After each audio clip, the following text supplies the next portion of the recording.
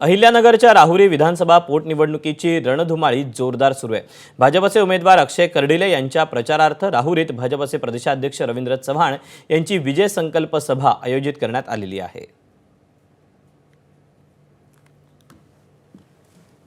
भाजपचे उमेदवार अक्षय कर्डिले यांच्या प्रचारार्थ आज भाजपचे प्रदेशाध्यक्ष रवींद्र चव्हाण त्याचबरोबर भाजपचे दिग्गज नेते जे आहेत तर ते विजय संकल्प सभा जी आहे तर ती घेणार आहे। त्या अनुषंगाने या ठिकाणी जोरदार तयारी खरं तर करण्यात आलेली आहे। भाजपचे काही पदाधिकारी आहेत त्यांच्याशी आपण बोलणार आहोत। कोण कोण या सभेसाठी येणार आहे, कशा पद्धतीने तयारी आहे? आज या ठिकाणी भारतीय जनता पार्टी आणि महायुतीचे उमेदवार अक्षयदादा शिवाजीराव कर्डिले साहेब यांच्या प्रचारार्थ आज आमच्या प्रदेशाचे अध्यक्ष सन्मान्य रवींद्र चव्हाण साहेब ह्या विजय संकल्प सभेसाठी आज उपस्थित राहणार आहेत।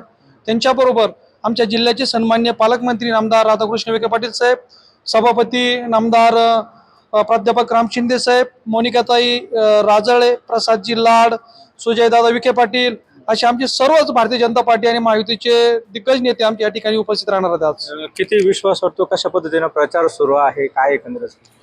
शेवटी साहेब आमच्या भारतीय जनता पार्टीची जी शिकवण आहे त्याप्रमाणे आम्ही निवडणूक कुठलीच हलक्यात घेत नाही आणि नामदार राधाकृष्ण विखे पाटील यांच्या नेतृत्वाखाली ही निवडणूक आम्ही पूर्ण क्षमतेने त्या ठिकाणी करत आहोत आणि आम्हाला पूर्ण खात्री आणि विश्वास आहे की फक्त आम्हाला निवडणुकीचा लीड आम्हाला त्या ठिकाणी बघायचा आहे। आमची अपेक्षा आणि नामदार साहेबांची अपेक्षा आहे 1 लाखाच्या वरती हा लीड राहिला पाहिजे, त्यासाठी आम्ही फक्त तयारी करत आहोत।